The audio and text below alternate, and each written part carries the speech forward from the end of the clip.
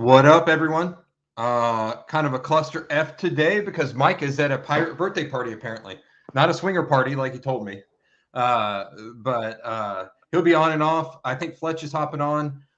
So I got to figure out on the admin side where the chat and shit is. Here's the comments. So post your comments if you got them. Post your questions. We'll get them answered. Corey is pulling into the office. Corey just fucking left. It's just me. Nice. Oh, so I'm just sitting here chilling like a villain. Let me get him back in. There he is. Hey, sorry about that. You should be. I know. I'm not getting in the ring with you though in September. Good thing.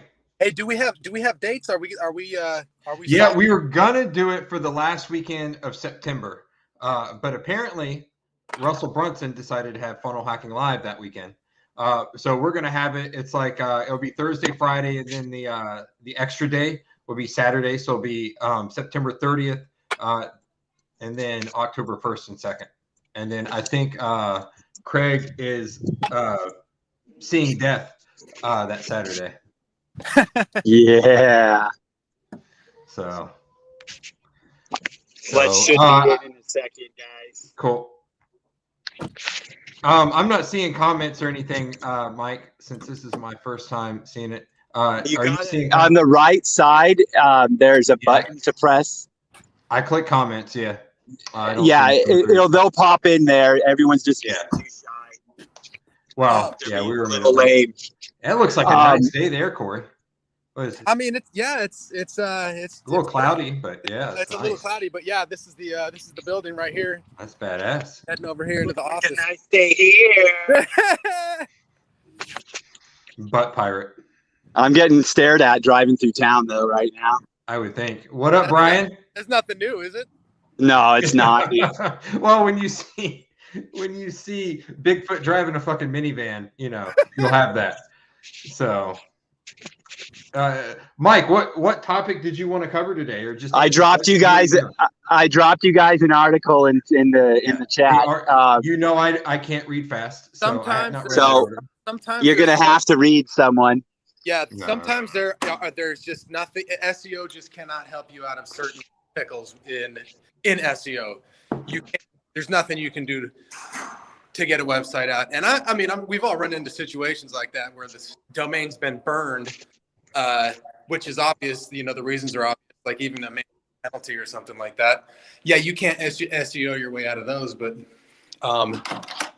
specifically, I think there's people that feel like maybe they're in that situation that they can themselves out of, and they've tried, and maybe they're throwing their hands up. So I would say, like with the community here, like. What have you guys experienced where you think that you're like there's just nothing that you can do to get yourself out of I've got a good example for my networks, man. There were sites that used to help rank a lot of my campaigns that were focused on three-way link trades that were like hybrid directories, and those sites literally are obsolete. They have no use anymore. And then I think that's so John Mueller was talking about the fact this guy had 6 years of publishing a blog and all this stuff. And he's like, I get no traffic. I need to hire an SEO. What do I do? And the answer straight up was sometimes there's not enough links you can throw on it, and not enough content you can do that's going to help you. And there's nothing you can do. So, it's a cool aspect in business because sometimes we just got to cut shit. You know what I mean? Sometimes we just can't keep spinning our wheels. You know what I call that? Yeah. I call it an easy site because you throw it in the gutter and go buy another. There you go. Exactly. An easy site. But I mean, really though, man, we've got sites that are still registered out there, dude. Even on stuff that on the older campaigns that we would never put up today that are getting no traffic and will eventually deregister and go bye-bye, Yep. Yeah, I clear some out every year, especially when we were running mass traffic like a mofo. It seemed like every day I would have to go through and make sure I didn't get hit with a $2,000-$3,000 charge on those rebills. But yeah, those are brutal. Those are brutal.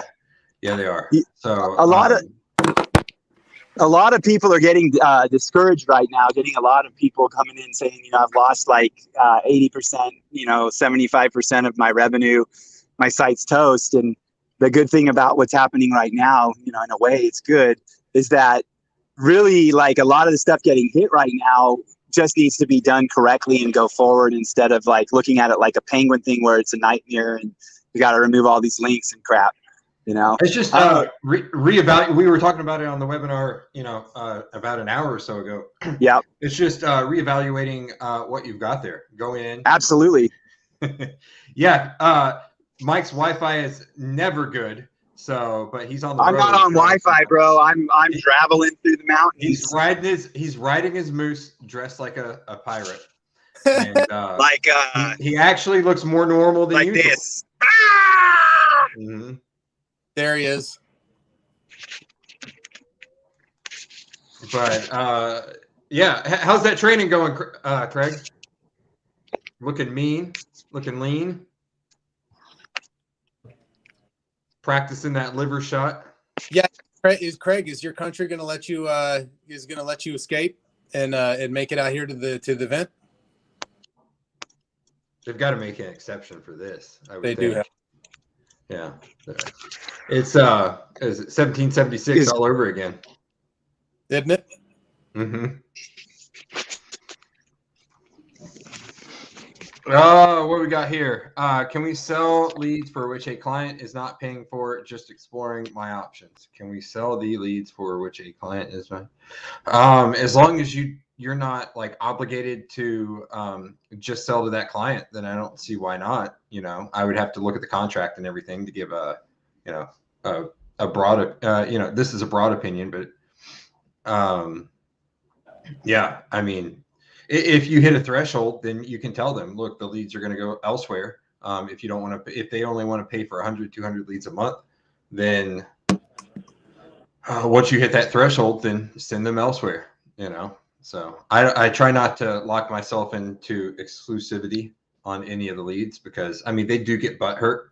You're sending leads somewhere else. Well, yeah, you don't want to pay me for these leads. You want to pay me for those leads. And then you want to bitch when you have to pay me. So I'm going to send them somewhere else. So bitch about my lead quality and your lead volume will go down. I can almost guarantee that, unless I have no other option. Hey, Fletch is here. There he is. Hey guys, what's up? What's up? What's up, big boy? Cardinal man. Sorry for being late. Yeah, we all were. It's all right. Good. Everyone except for me. Mike, I don't know. I'm the best at it, I guess. I'm getting off. I'm gonna get off mobile, Brad. I'll jump in on the other one. Yep, I'll add you. Yeah, there you go. My audio settings changed over here. There we go. Okay, cool. All right. Can you hear What me are we now? talking about today? Can we sell the leads for which a client is not paying for? Honestly, I don't see why not, unless they have a exclusivity contract or clause or whatever. Yeah, if they're like the contract would determine whose they are, right? So if they're yours to sell, then they're yours to sell. And if they're thing and they pay you monthly for whatever, then yeah. So. I mean, one of the sites that a client bought and wanted us to work on, it was in the substance abuse niche. Surprise, surprise. They were actually renting the site out to some company for $15,000 a month, and they're like, take all the leads off of this that you want. We've got the SEO where we want it, and I know exactly what they were doing SEO wise. And they ended up renting that site out for $15,000 a month, so an easy $15,000 a month.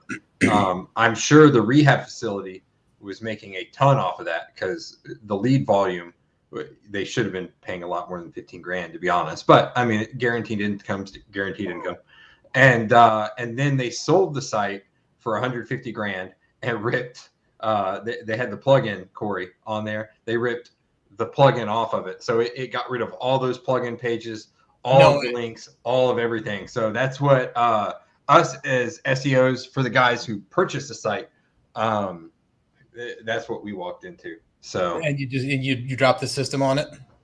No, I tried to get them to drop the system on it. I wasn't paying for it out of my pocket, so it was a ton of keywords. It was it would have been a couple grand extra a month, which I thought would have been worth it. But they didn't. Oh, so you had a ton of keywords on the system. Yeah, the previous owner did. So I went in and they were scattered. Like it was like small variations of each of a bunch of different keywords. Like it was like you can only say alcohol rehab so many ways, you know.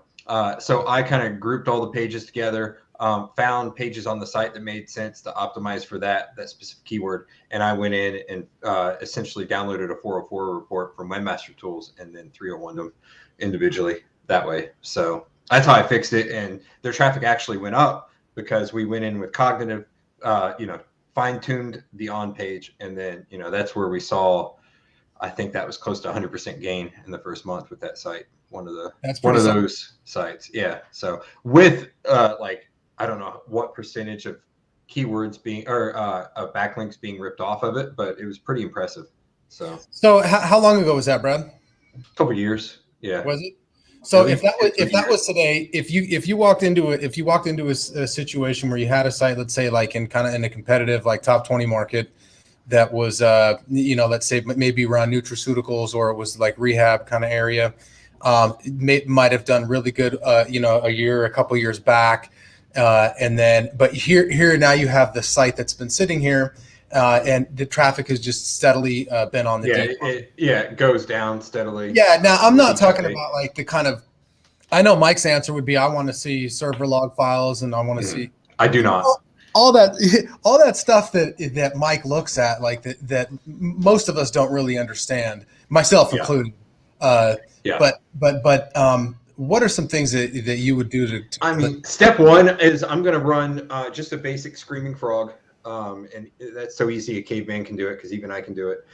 So a basic screaming frog to check out the 404s, check out dupe titles, see where I can consolidate content on the site and flesh out some articles. And once I do that, then I'm going to get one of my content writers in there, and I'm going to have just like a massive checklist of pages that I want them to go through. Okay, go through rank them in order of importance, but go through all of these with cog, make sure that they meet the minimum criteria at the very least for cognitive SEO. I might go through it and fix some of the like the title. I don't like to mess with the URL since I'm 301ing anyway. I'm going to pick the one probably with the best URL because that's typically the one ranking the best, and 301 all the others over. So I don't typically have to change the URL, and I don't like to because I don't like fucking it. I don't want to deal with it's that. no bueno. You don't want to. Yeah, you don't want to. Yeah. So, but I will optimize the title. When the content writer goes through everything with cog, they should be optimizing the all the heading tags. So there's not really a ton left for me to do. So then I'm going to put that in a Google sheet, and they're going to highlight a specific color every time that every one that they finish optimizing. And then I'm going to go through individually as they finish them and add them to, recrawl for Search Console, and then see where we pop from there. We should go up quite considerably. And that's the same process that we've had, for the last 3, 4, or 5 years. Yeah, gotcha. And I mean that definitely works. Now, let's say that you already have pages that are that cognitive says, oh, this should rank in top 10. You've done everything else. What other tools are you going to pull out after cognitive? I'm going to see what kind of linking is being done compared to the industry, and a lot of times it's either an entity issue. I'm going to try and strengthen that entity regardless, or just a straight power issue. So I'm going to go back in with edits, posts, whatever I need to do. And I always just because I like to build the entity and then strengthen that with we have a pretty low edit cost, so it's not a huge thing for us to use those. So then run that. So excellent. That'd be it. If it's not fixed after that, I just tell them to stop paying me. I'll just go somewhere else, find an easier site to SEO. Not really. Exactly. Easy wins, baby. Yeah. Just like at the bar.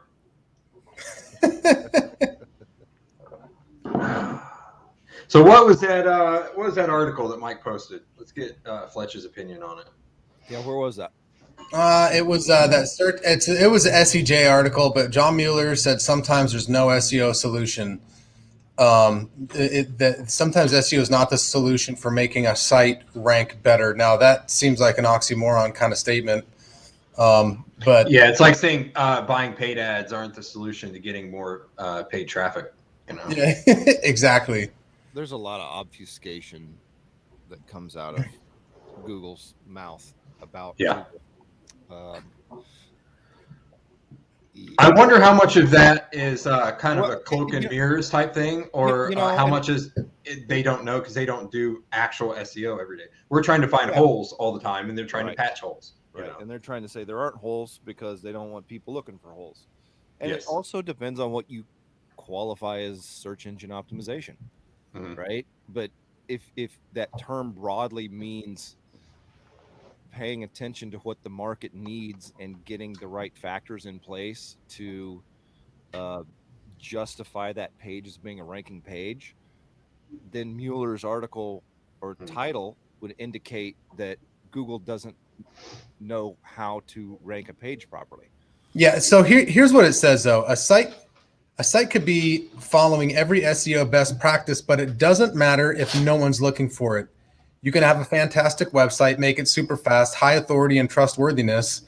But if you're selling VHS cassettes, you're going to have a bad time. It's more obvious. That is a very nice way of saying you did horrible fucking keyword research. Exactly. Yeah. That's exactly what I was going to say. And I didn't read the article. And then you mentioned that. It's awesome. Yeah. No, that's a great piece to pull out there. And even that, if you're selling VHS cassette tapes and that's what you're doing and you're doing it well, and there is a search volume for that. It doesn't mean you're going to dominate the digital media market.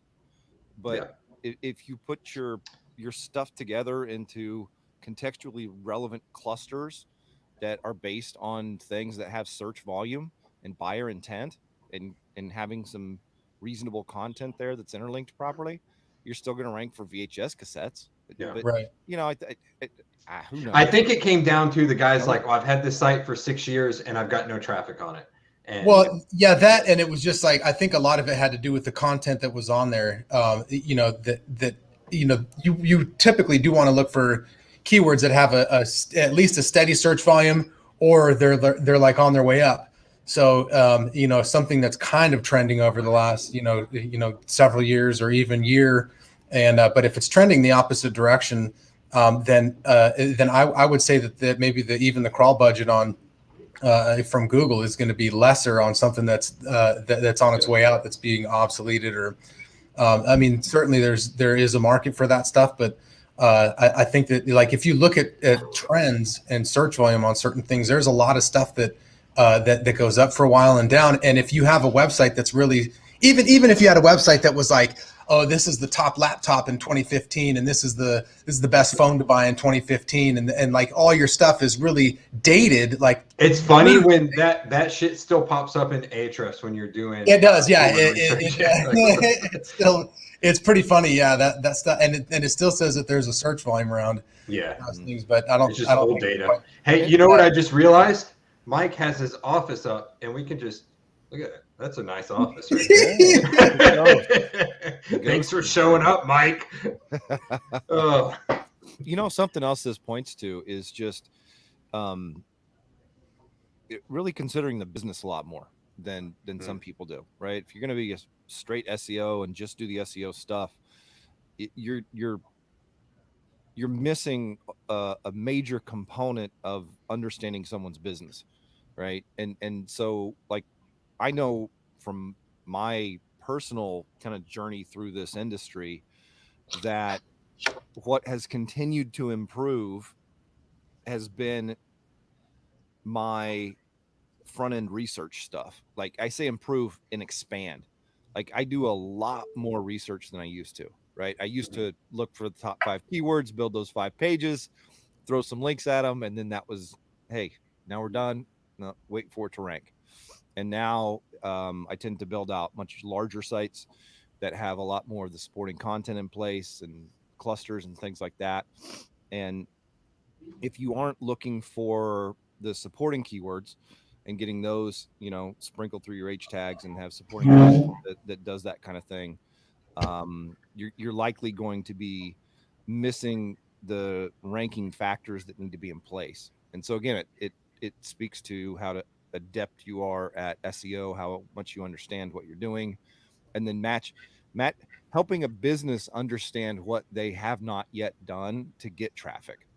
And if they're in a market selling VHS tapes, maybe they're only going to get 1,000 searches a month. Self-admittedly, I have purchased Sega games off the interweb within the past month. Sega Genesis. Genesis? Crash Sega Bandicoot? Genesis, yeah. No, that was PlayStation. Older than that. So John I bought when you could Jerome Bettis C-button spin. I already had Deion Sanders football in 1992, so football's covered. I kill everyone at that. I bought X-Men, which is hard as shit, and Road Rash, which I thought had a 2-player game. I thought it'd be cool for me and the kids to play. Apparently, you have to have Road Rash 2 to have the 2-player game. So now I have to game purchase. Yeah, I remember my friends and I, when I was in like 3rd grade, we would try and stay up till midnight. That was so late, but we're like sitting there eating coffee. Not drinking coffee, eating, yeah, exactly. So we're trying to stay up. Yeah, and paint exactly. Paint chip. Yeah, well, we were in Indiana, so it was right after we got done cow tipping. We would eat paint chips. Pull up Clint's comment. Pull up. Oh yeah. Let me bring that up. Yeah, that's good. So I want to jump in on this one. So what Clint says, search volume numbers are lies anyways. If they're guideposts at best. If you understand that you'll combine more data with your keyword research before targeting a niche. So one of the ways, and I don't know, this might be you as well, Clint, and Josh, but something I suggest everybody does. If you're going after, something that, there's a lot of search volume for it.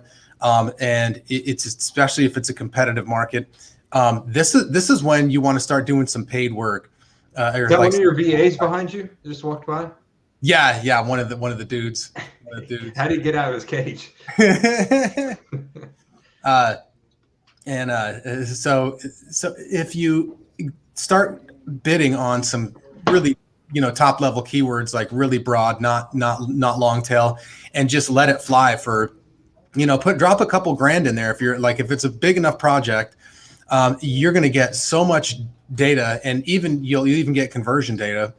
But the number of keywords related to a particular niche or like a particular even one keyword is astounding. I mean, 60% of them are probably never going to get typed again. You're going to have all of these one impression, one click, and that's it.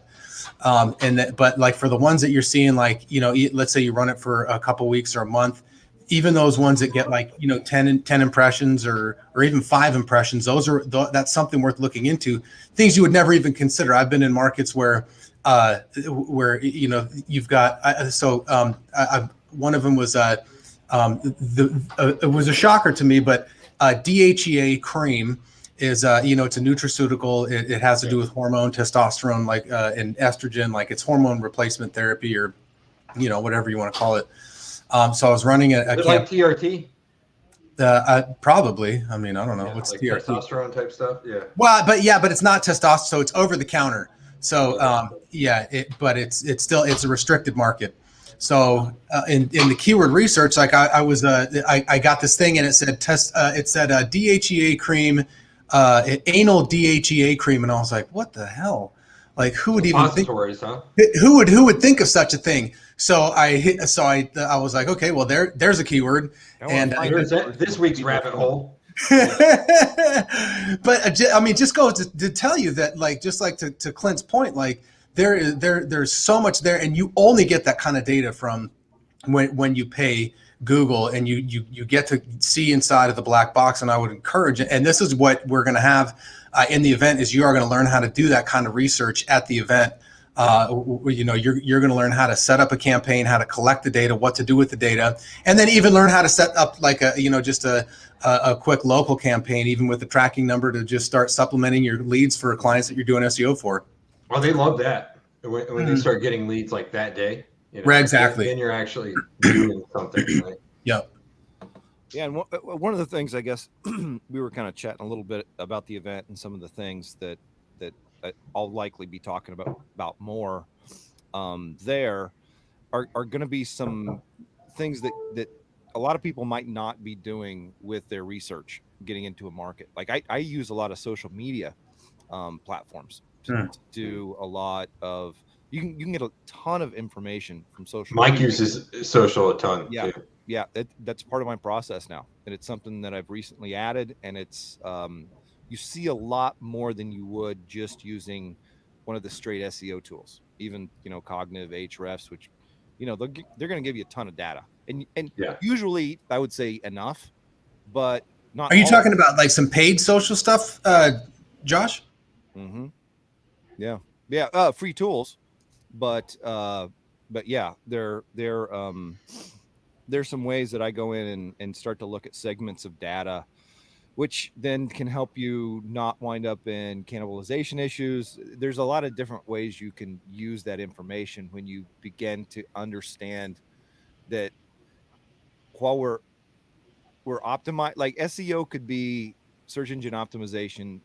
The acronym could also stand for social engineering optimization, right?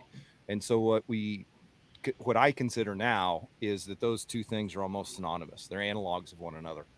And so the way we build out websites now, we consider the intent highly on all the pages and content that we put up on the websites and the way we interlink them.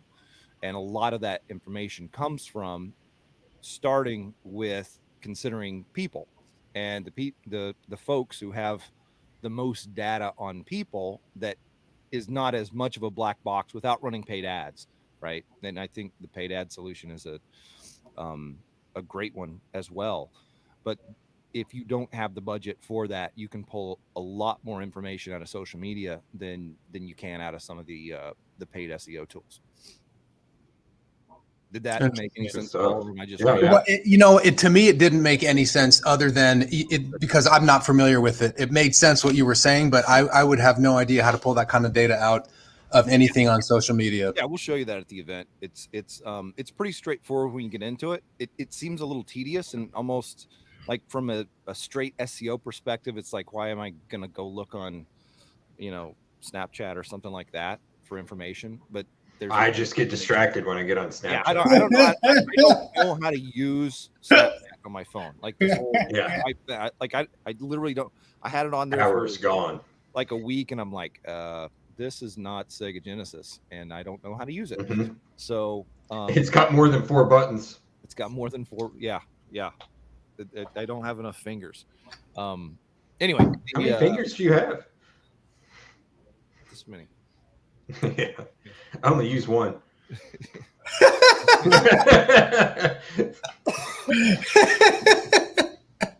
Yeah. Anyway, I think depending on how you approach things, almost all my stuff is agency work now too. So I was going to ask what your primary focus is right now. It's agency. Yeah. As I started SEO, it was for my own business, my own construction business. That turned into selling leads to my subcontractors, and then the whole just being a lead broker kind of took off. Then we started building. That's a good business to be in. Yeah, we started building directory sites, and then I monetized those by ranking for all the cities in a certain niche, and then going to conferences and selling paid directory listings on those sites. I'd pay to be a sponsor and get everybody's that model worked for you, because I had read about that. I know for a fact that I didn't call enough people and everything, but it's like that was like a warrior forum type thing. It's like, oh, that sounds like a great fucking idea. I'm going to do it. Yeah, I set up the site, I get the rankings. I'm like, call 2 people and give up. Yeah, but it worked for you. 14. Yeah. We paid to go to conference. I think our sponsorship to go was something like $3,000. We sold about 14,000 at the event, and then with the follow-up, another 12 or 13,000. That was monthly fees. Nice. So yeah, it was profitable for us. Yeah, we got to go spend a weekend in Vegas, and ran the booth for a few hours a day, and the rest of the time I was just doing kind of the thing I do when I'm at an event, which is I like people. I like talking to people. I like being face to face. my marketing occurs a lot through relationships at bars, frankly. Mhm. You know, That's not it. something I would. I mean, shit, go back to the early OMG events that, you and I both attended. Yeah. It was, a lot of networking at breakfast at the Drury Inn or whatever. Yeah. Like where all those tables were, you just pick a random table. So if you've been to one of those or Yeah. maybe specifically have even seen me at one of those, that is what I do in my daily life. I've seen you arm wrestling. Well, that hasn't happened for a while. Yeah. I don't know. My beard's a years. little more gray now. Still got some strength. I'm sure you do. Yeah. But anyway, that's what I do. That's how I wind up meeting people and talking to them. And I'm not, like, my intent is to meet people. It's not necessarily to go close a client.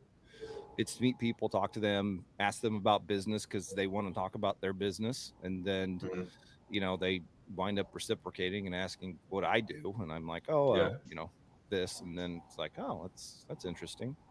Well, that goes back to some of that stuff that you remember Cotton Grammar used to tell people to go to different business meetings and figure out, like, there's like industry conferences with doctors. You just go and grab yourself a lanyard to one of those things and just start kiosking. Yeah. And what's that? I was going to say, what's funny is the wrong thing to do is go to the local freaking like Chamber of Commerce stuff. Yeah, the Chamber stuff. Everyone it sucks. It's like everybody who goes to there is going there because they don't have any clients or business. And some chick asked me, she was a home inspector, and I know they can make decent money. And because they had the construction company as well. So they'd come in, inspect the home, and they'd be like, okay, this is broken. Do you want me to fix it? Yes, please. And she's like, how much would it cost me? I was like, for Burlington, it's not going to be that difficult. $500. Oh, I can't afford that. I was like, no, one time. She's like, I know I can't afford that. I was like, what? Yeah, it's funny. So, but it is what it is, I have seen their truck around and shit. So we actually did work for Chamber of Commerce directly. I shot a video. Their headquarters in Phoenix happens to be like walking distance from my house. Yeah. And I literally just walked in there. I was nice. Like, asked, I would assume Phoenix would be a little different than when we lived in Burlington, North Carolina. Yeah, there's a lot more commerce here. We're right in the middle of a pretty bustling part of town. Yep. And so, I just walked in there and I was like, hey, I live in the neighborhood. I drive past your building all the time. I want to come in and say, hey, we had our little Chamber of Commerce thing, that we paid $300-400 a year for. Yeah. But then that gives you a link and the ability to build pages on their site that are do follow, and we were using it for SEO purposes. And then I was like, hey, you know what? I'll go ahead and shoot a video and send it over to Chamber of Commerce about how I'm using their services. And then they asked me to come and be a speaker at one of their events. And so we did pick up some good. Was there something? Gotcha. What is so AMW asked the question, Corey, using, I had to look it up and I'm like, okay, CFS is that ClickFunnels or something else? Or I use CFS. I tell people that and that was like my reason for not wearing masks and not getting vaccinated and stuff, is because I have CFS, which I call it common fucking sense. But CFS, like chronic fatigue syndrome, okay, ClickFunnels, negative. I'm using I mostly just use unbounce pages that I'm sending some paid traffic to. Corey does a lot with unbounce. He does a very good job of it. I've seen him. Yeah. So.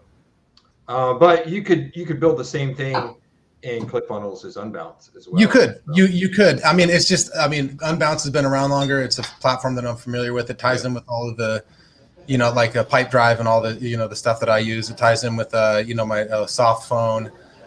So that's the main reason why I keep it around. I had ClickFunnels for a little while and I was like, no need for me to learn that. and to be utilizing it for upsells and everything like you're talking about, Alex, is I would say you wouldn't have as much of an SEO service. You would have a service. You would have SEO products. So, and that's really the direction that I've been moving. Is really towards, which is fine if you do, but I would do like free XYZ, just find a reason for them to pay a little amount. And then you would have the typical funnel is free plus shipping. Then you use a cart bump there, and then you send them to the OTO, the big boy package, or the recurring. So, but I would use ClickFunnels as I'd probably, for an agency, I would probably use a survey funnel. So back to the Wolf of Wall Street stuff, Corey, click here to answer this, this online survey this will take you 90 seconds to answer this online survey. So we can give you a personalized solution for your plumbing business or whatever. Yep. So then you have the pain points, you go through the survey and everything leads to the same lander after that. So based on everything you just told me, our product would be perfect for you.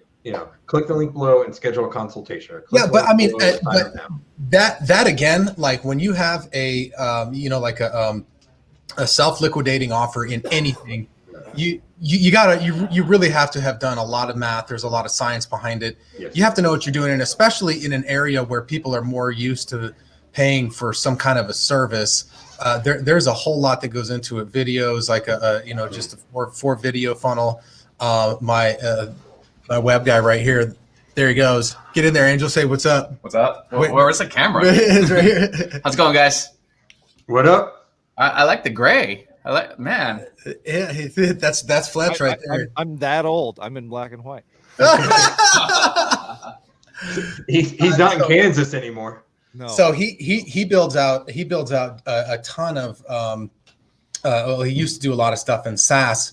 And that's really kind of ultimately, if you're going to be selling an SEO product, it's going to be marketed more like a SaaS product, but you're still going to have your hands on. There's going to be a human element to it, and that's kind of a it's a little bit different than the agency model traditionally, where you're selling somebody over the phone. They expect the complete white glove treatment, where they're going to be having you on, they're going to be able to text message you or call you or email you anytime. It's going to be fully supported. You're going to have dashboards and reports and everything. That's the agency model. And if you're trying to get away from that, yes, you can use your funnels to create leads to put into that funnel of actually getting on the phone and calling. That's what I was saying. You need to ultimately, if you're running that type of agency, it's got to be give us your information. You've got to give them a good reason to give them your information, and we'll allow you to immediately schedule a free consultation with one of our what do we call it, SEO architects, Corey, or SEO architect, that. So then they put in their information and immediately takes them to a Calendly. Have if you don't want to answer the phone all the time, you have a number at the top that will call through to like a Jill's office type service. Yeah, I always have an exit pop as well, where I have to clone this funnel and show people sometime. But the exit pop, the pop up, it's hey, where are you going? Do you need immediate help? Melissa is standing by waiting to answer your call. And then I find a random picture of a Melissa and put it up, and she's in front of a laptop and whatever. So they call thinking that they're going to get Melissa, and then no, they rarely. I was looking for Melissa. Oh, she's on her lunch break. Yeah, I can help you though. No, but it's 5 o'clock at night. Yeah, she's eating dinner. Yeah. We've got so many leads coming in that we keep them on rotation. But Jill's office, I have noticed that a vast majority of those are ladies anyway, so any of those could be Melissa. But that's kind of ultimately I want them to schedule a consultation if I'm running that type of agency. Yeah. And then so Soursop Warrior, so y'all think paid traffic is better for agency leads than organic? So here's the question. Okay, you type in SEO, like wherever you live at, people, you're going to rank with your GMB and maybe your local website. I was number one in my city for 2 years, and I got 2 leads, didn't close either of them. There's volume around it, and I was like, well, that sucks. So I started running paid, kind of in the region and then around the state, and then just all over the entire country. And the thing is, when you have you have something that is, a local, Google looks at it as a local search query, but it can be handled. You don't necessarily have to live locally in order to service that local query. A plumber does. A plumber needs to live in the area within a 20-minute or 30 How minute. do you handle that rebuttal though, Corey? It's you bring up since you brought that up. I'm the plumber wanting SEO. I call you because I've searched for SEO in Reno, Nevada. And then Corey from San Diego picks up, and they're like, "Well, can you meet at Starbucks later? Can I come stop by your office?" Well, I'm not actually located in there. And they're like, "Well, I don't want to do business with you, you scammy mother." How do you rebuttal that? So that's great. Now I tell them like, 100%. I understand where you're coming from. Look, you and I are currently on the phone because I know what I'm doing online. That should be enough for you right there. Number two, most people who do the work that I do are working remotely. My whole team is remote. This is not necessarily something where we have to go and drive in. And I've never had any. I've had maybe 2 people that I've actually had to go meet in person to sell. For years and years. Like most people, I wouldn't. I've never had to go meet. So, but the way that I overcome that is that I say, but look here. To alleviate that concern that a lot of people have is that you got some scammer hiding behind the computer and ripping people off. I send them and immediately I send them a Zoom link and I'm like, hey, I'm going to send this. Can you open this up in your computer and let's go. I'm going to. I always like to put a face to the voice. So hello from San Diego. And that immediately brings down a lot of barriers. Are you dressed like a pirate, like Mike likes to? You usually I talk like a pirate, but I'm not necessarily. You got the patch. Right. Look at Mike. Just another day in the office for Mike. Look at that. He's looking away. No harder than he usually does. He probably passed out because he was painting and forgot to open a window. Yeah. I love making fun of people who aren't here and can't defend themselves. Oh, yeah, sorry, Mike. And I had a different experience with the organic rankings that we had when I was running Search Explosion as kind of my primary thing.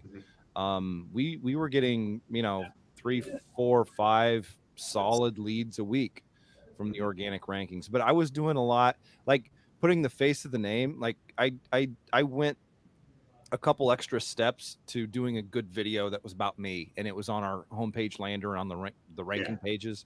And so I remember that video, Fletch. It was nothing less than sexy. Hey, well, it's still, still go find it. It's out there in the interwebs. Yeah, but then like even each of our inner pages that were about a different topic or whatever, I did a video about it, and I was there talking about it. That a lot of the content that wound up in the article was transcripts that came out of the video. And so there was a face there. There was a person. And we did rank in other cities as well, but we primarily targeted Phoenix. So, they kind of got to know me a little bit, I guess. I think that was probably one of the conversion factors that that helped with that strategy. And I know some people wouldn't want to do that, but I didn't mind. So it upped my video game a little bit. And at the time, and I think still to this day, there aren't really people doing that. They want to appear to be some big professional agency, and I want to appear to be a very competent human. And I think that difference helped a lot of people be like, this isn't another scam guy, right? Because he's sitting there and showed me a little bit, walking around downtown Phoenix and some of the stuff. I meet with my family and some of these things like that. It's like, this is a human who obviously knows what he's talking about because he's ranked, number 1 for all this stuff. So I think there's probably a lot of ways to succeed, but getting into them, it depends on what you want to build and what your skill set is. And sometimes you've got to do things that are kind of uncomfortable. I hated listening to myself even on recordings. A lot of people probably still hate listening to me on recordings, but I got over that kind of trepidation and fear of getting in front of a camera and doing that sort of thing. And what that wound up doing was opening a lot of doors, and then we wound up with a lot of video production work out of that same type of thing. They're like, hey, could you do a video like this for us? And we're like, yeah. So then I bought some cameras nice. and hired some guys, and we had teams that would go on site and interview their people and put faces to their business, you know, and got those videos on their site and on YouTube and optimized their YouTube channels, which was extra recurring income and, you know, that kind of thing. There's just so many different ways you can make money and have. I assume you had staff in-house to help you with that then? Yeah. The actual carrying out of the services? Yeah. At the High Point, we had 5 guys in-house. One was an audio engineer who had a lot of video background. They were all pretty techie guys, so they could all kind of handle the, you know, running cameras and gimbals and getting mics set up and lav mics. And I do most of the interview process myself because I kind of needed to script the questions in such a way where they talk about things that were going to make sense from a conversion standpoint in the video. And so the work I did was really kind of just scripting the interview questions. And then we just go on site, and it'd be usually like a 1-day shoot. It'd take a couple days to edit. So the turnaround time was pretty quick as well.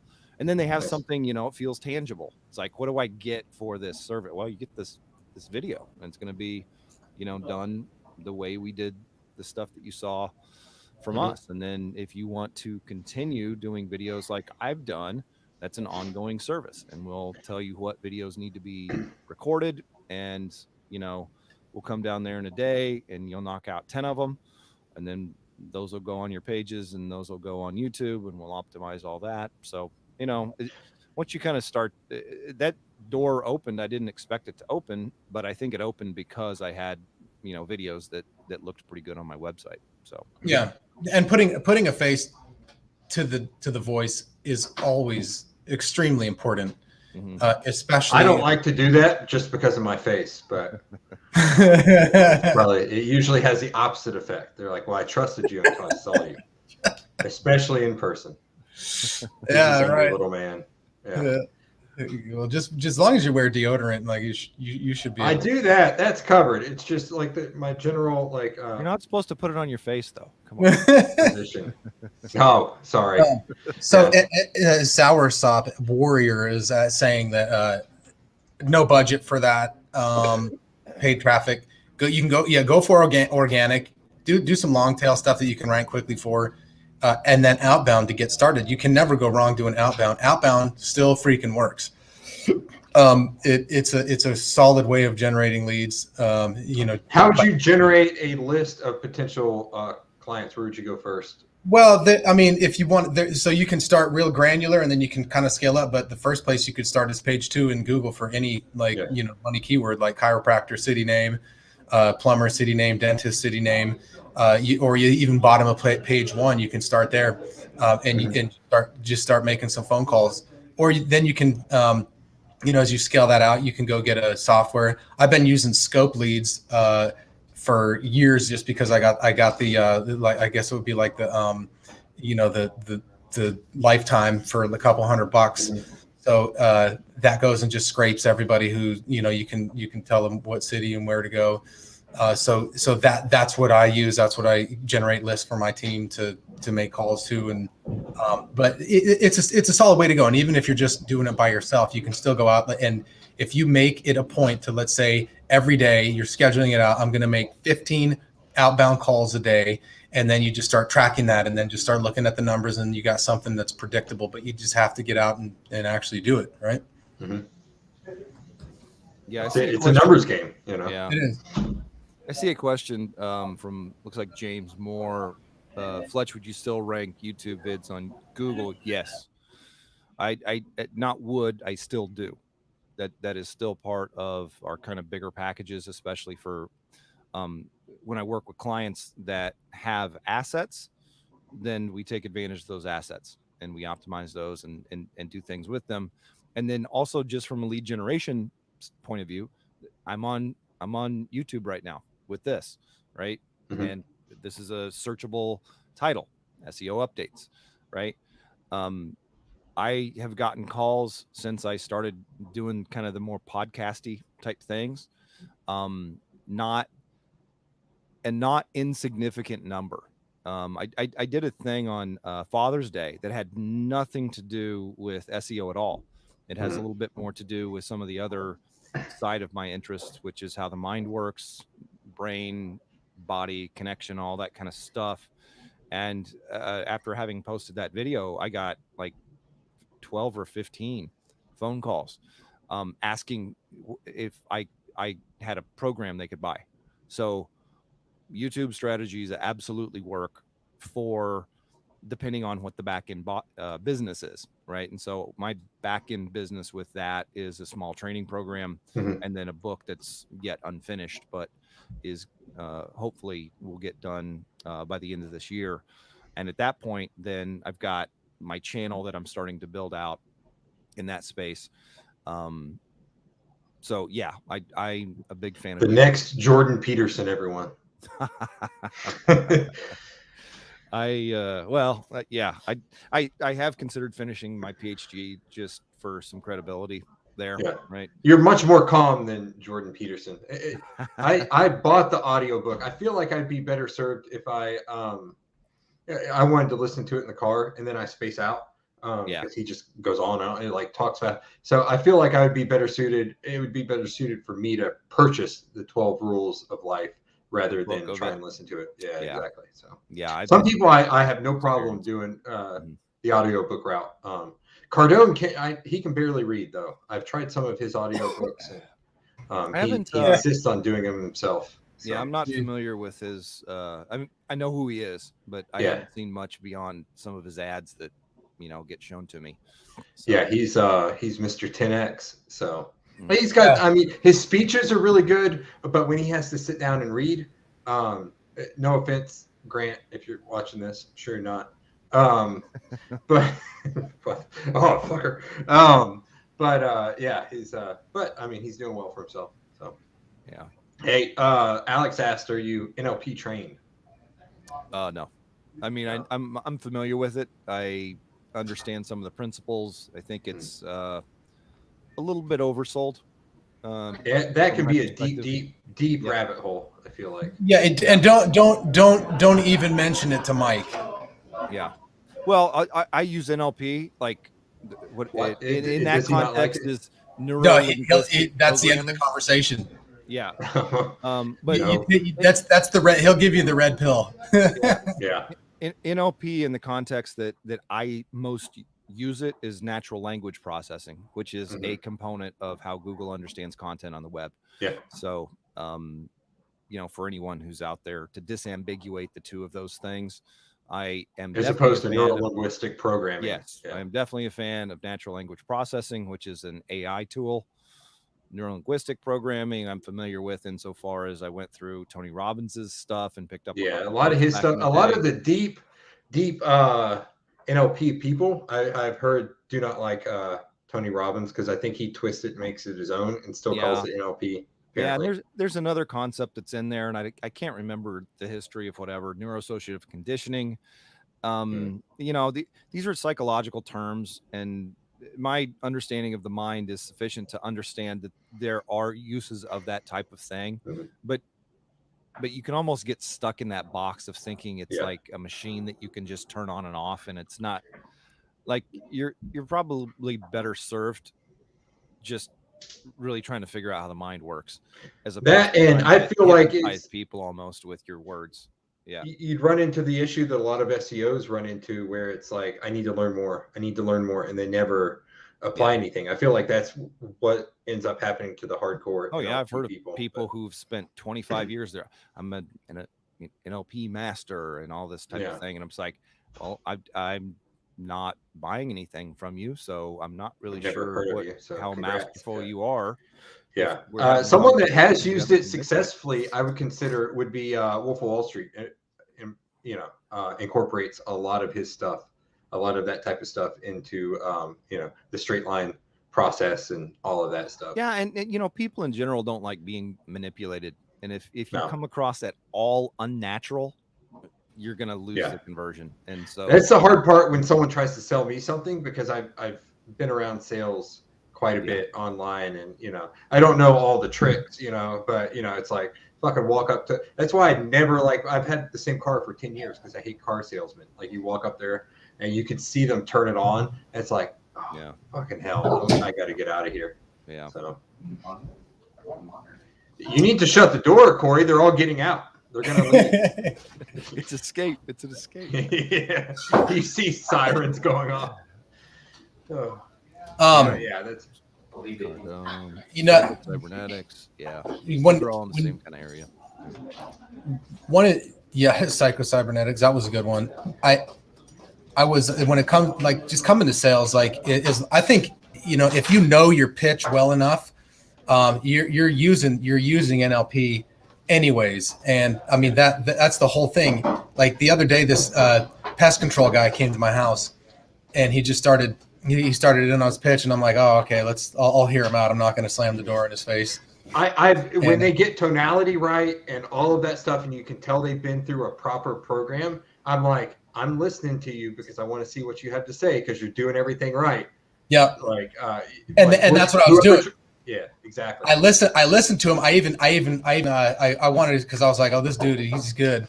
So I told him no. I gave him 2 no's.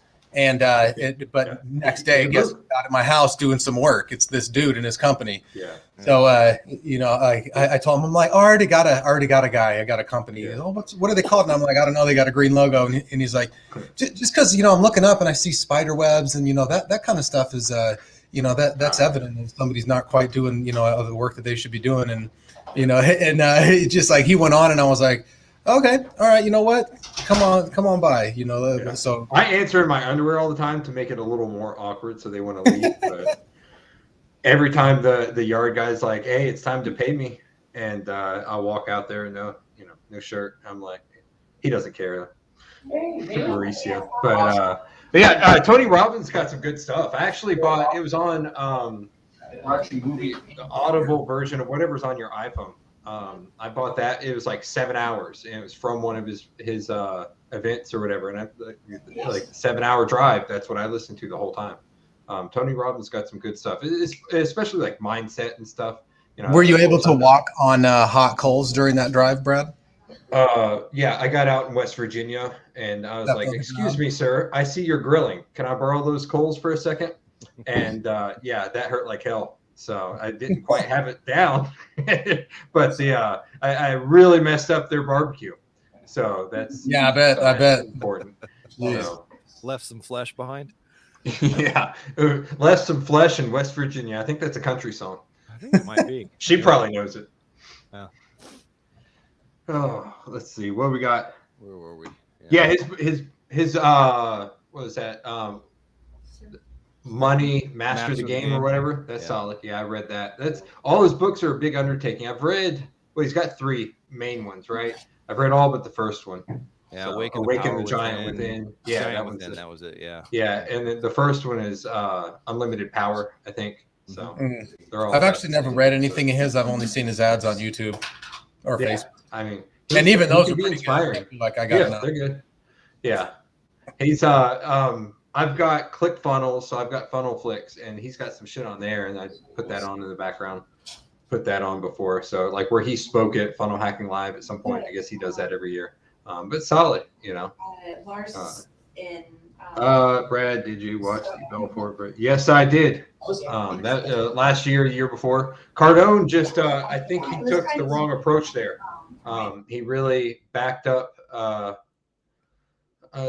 He was trying not to back up the wolf with anything, but he went the opposite way, and zero interest is still interest and stuff like that. He just seemed a little off the handle on that interview. I know he does better than that, like in a sales call. I did watch Undercover Billionaire too, and he did exactly what I thought he was going to do. He set up. It actually sounded like Fletch's business model, where it's like, we're going to come in, we're going to interview you, we're going to get you on camera, we're going to cut that into 100 different micro videos. We're going to put that all over social media, and you everywhere all the time, that type of shit. And that's what he built, what they valued at like $5 million business on there. Spoiler alert. But, but yeah, he did that in Pueblo, Colorado. So wake up, Pueblo. Town.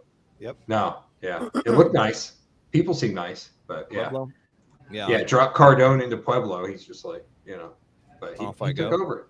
Yeah, he first thing he did was networking, so like you said. People. Yeah. Mm-hmm. Yeah, it was, the interview was a little bit disappointing, especially when you've got two like marketing powerhouses, shit like that. So, anyone have any closing comments or anything? Because we're right on time. I know we started a few minutes late, so we're at like 59:44 for this broadcast. But I don't like going over like Mike does, so I ended at an hour. Oh, let's check in on Mike. Let's see if no, still not awake. So I'm just waiting on him to walk in. He's in his underwear, forget like eating Cheerios, like shit. Oh yeah. Maybe Michael will be back in his office next week. MP. So MP. Yeah, right. Military police. Yeah. That's what he is. So, all right. Good show. I appreciate it, everyone. Thanks, Good stuff. Thank you guys for all the questions and the comments.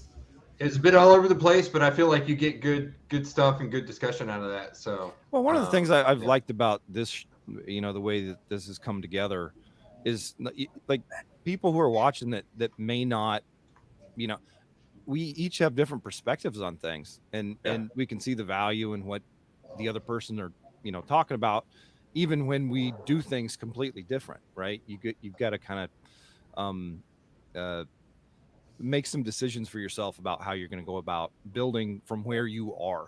I guess that would be kind of some parting context to wrap around not just this, but really all the episodes that we've done up to this point. Because every time I go to an event like one of the old OMG events, there'd be 100 different business models, and they're all working. And all in internet marketing. It's like there's a lot of space for it. That was what was interesting. Back when I was first getting started, you'd have this contractor that comes on and he talks about that. You'd have your situation where it's essentially the same thing, but it panned out in a different way. So it's being fluid really is an asset. Yeah, noticing opportunities as well. Yeah, exactly. So, all right, we'll call it a day. Thanks, everyone. Peace out. See y'all. Thank you, guys.